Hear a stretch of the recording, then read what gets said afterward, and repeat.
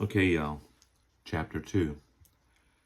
The problem begins with BTS. Real stories, the bad. I've been on opiates for 15 years for complex regional pain syndrome. I was going to have a surrogate carry my baby because I was afraid of neonatal addiction syndrome.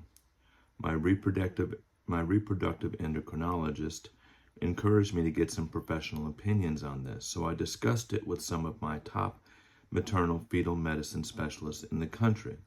They encouraged me to continue my current regimen and carry the baby myself. I got pregnant almost immediately. My pharmacy refused to fill my meds because somehow they could see that I was pregnant in their system. They said that oxycodone can lead to serious congenital issues, which of course is false. Yes, there is a risk for neonatal addiction syndrome, but that is a transient condition for which hospitals have established protocols. Despite phone calls from 5 doctors, they still refuse to fill my medicine. Pain management, maternal fetal management, a second maternal fetal medicine, specialist, my PCP, and a regular OB. So now I am pregnant, going from 90 milligrams of oxycodone to 0. So someone wrote for buprenorphine.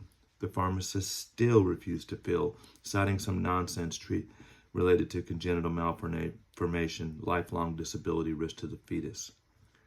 I begged them to check up to date so that they could see that this was the preferred treatment.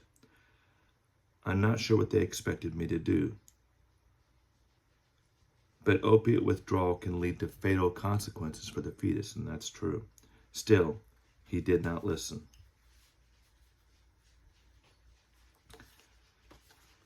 It would be fair to warn you that this chapter is almost certainly going to trigger your emotions in some way. I have seen a lot, heard a lot, and documented even more in your charts over the course of greater than 30 years. I'm not thinking about anyone when I review this material, but I would be surprised if you do not find yourself in here. Part of understanding that you are more than your diagnosis is an understanding that in the medical field, we create labels that define what we see, not who you are. In no area is this more prominent than when we talk about your mental health. Let me throw out a few labels. Are you, or do you have bipolar 1 or 2?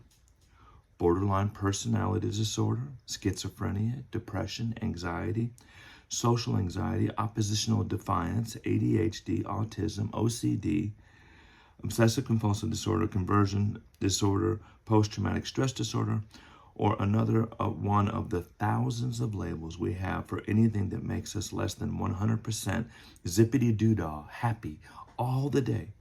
And crap, we can't even have that. We call that mania. I'm here to make a controversial statement. None of those diagnoses, I'm here to make a controversial statement. None of those things are real. Wait, before you respond, let me explain. They are real diagnoses, but they do not define, they do define real things we see going on in your life and in your affect. But the real diagnosis for every label that we give you is called BTS. BTS stands for been through shit. We all have BTS. None of us have the market on it. Life is the biggest cause of BTS, and the way we treat each other is the second leading cause. What you need to know is that BTS also impairs your ability to get the care that you deserve. We all BTS, but we do not come through it the same. Your particular S may have caused you to fear even leaving your house because the world out there is so huge and insecure, agoraphobia. There are people out there, and people are freaking scary, social anxiety disorder. Going to the driveway may remind you of that time the car, the beatings, the things you cannot unsee, cannot unhear, and cannot unfeel. Yeah, apparently that's not a proper English word, unfeel, but you get it. And that's post-traumatic stress disorder. Maybe you cannot conceive of even leaving your house simply because you have an abiding inability to even leave your room or the bed. Depression. Of course, very few of us only have one of these. Life has been rough for all of us. Even those that you see that you think have it all together, if a trained therapist or psychiatrist were to spend a few days with them, would properly give them some label that fits very nicely into the DSM-5, the Holy Bible of all things BTS. I cannot begin the day without A, doing my Spanish lesson, B, getting 5,000 steps before lunch, C, not checking in with my TikTok subscribers, or I feel out of control for the whole day. While this may sound like an overachiever who just likes to brag about how productive he is, it's actually a deep-seated self-loathing that I must combat by proving to myself I am capable every single day. It's only one of the ways my BTS has caused permanent changes in my behavior. I left out one of my favorite manifestations of BTS, the one where you lash out the moment you feel out of control. It causes you to feel like everyone is against you when the chips are down one day, but the next you find something external that inspires you and you get crazy happy and drunk in your feelings. That wonderful roller coaster we call bipolar. Why am I detailing all of this? Am I trying to trigger you? Quite the opposite. I'm trying to show you that no matter where on the spectrum you fall, the real problem is BTS, and we have all been through it. I want you to know that no one has escaped it, and your poor sense of self-worth is not unique. You are not alone.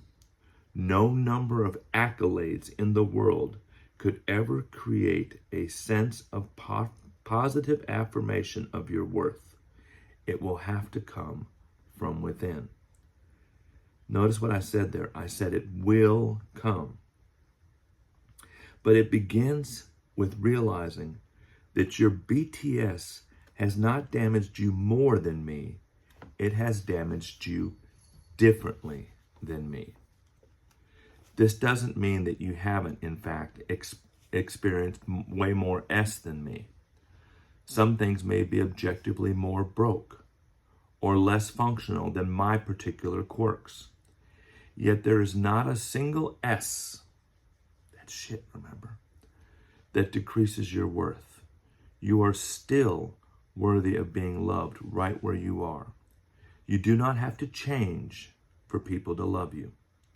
But you do have to accept that you are worthy of love. Remember, I'm writing this book because of how important you are, not because you're a bother to me or others. A bother. That really is the crux, is it not? You do not feel like you bring enough to your interactions with others.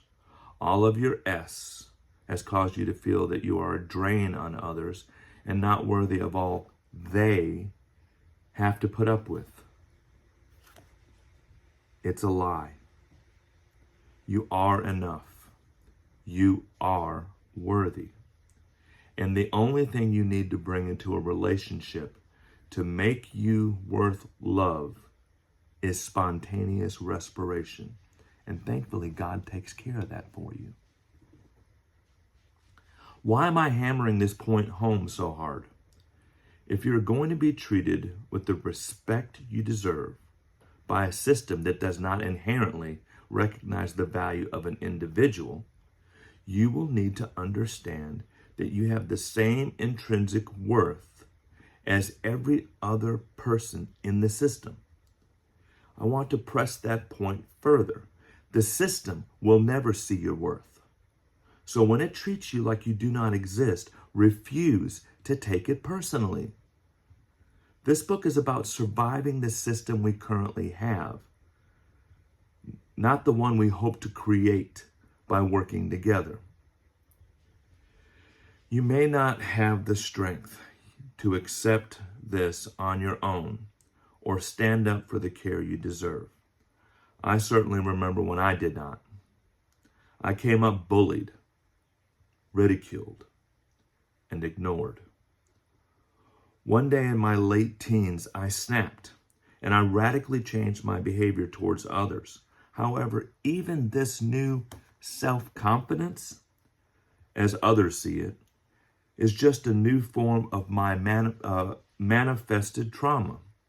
It made me a champion, a warrior for the downtrodden, and an advocate, though I do rail against that title. More on that later. Probably. You know, ADHD. You may need a me, someone who has been broken in such a peculiar way that it made them refuse to be overlooked anymore if you're going to get the care that you need. And that is perfectly fine. Let's talk about that person.